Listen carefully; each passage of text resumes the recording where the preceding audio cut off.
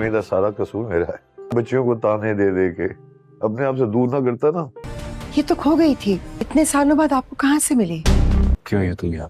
ہمارے بیچ جو کچھ تھا وہ ختم ہو چکا ہے۔ آپ آج بھی محبت کرتے ہیں مجھ سے؟ نفرت کرتا ہوں میں تم سے۔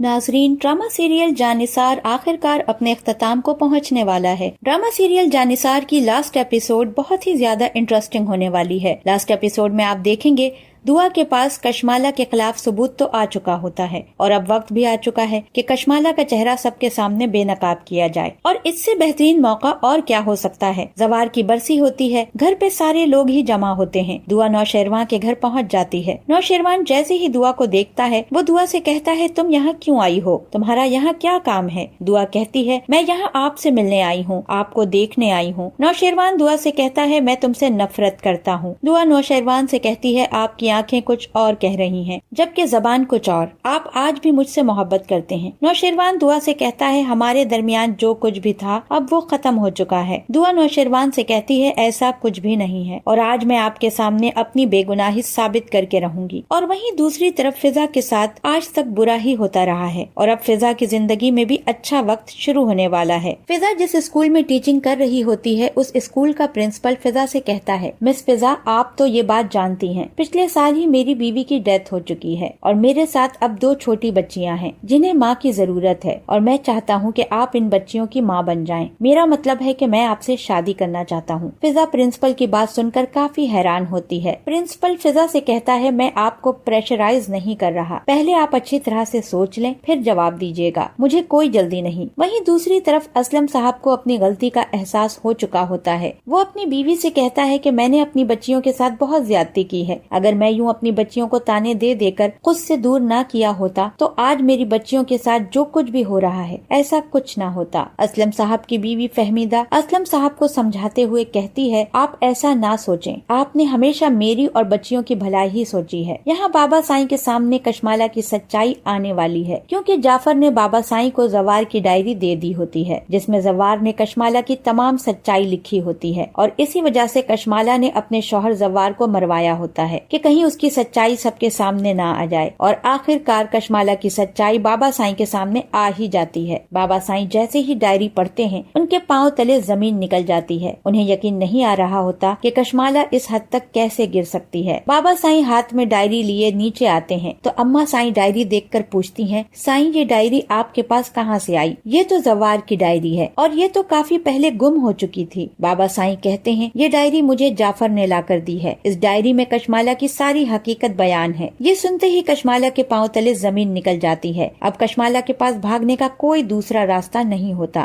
دعا بھی وہاں پر موجود ہوتی ہے۔ دعا بھی تمام ثبوت سب کے سامنے پیش کر دیتی ہے۔ یہ سارا قصور کشمالہ کا ہی ہے اور کشمالہ نے ہی نوشیروان کی جان لینے کی کوشش کی ہے اور خود کو بچانے کے لیے سارا الزام مجھ پہ ڈال دیا۔